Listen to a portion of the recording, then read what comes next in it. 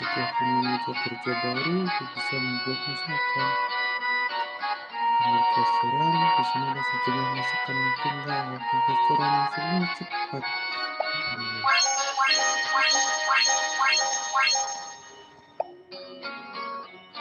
Masakan ini sangat luar biasa. Sekarang ayo kita akan kelompokkan nama dan mulai bisnisnya.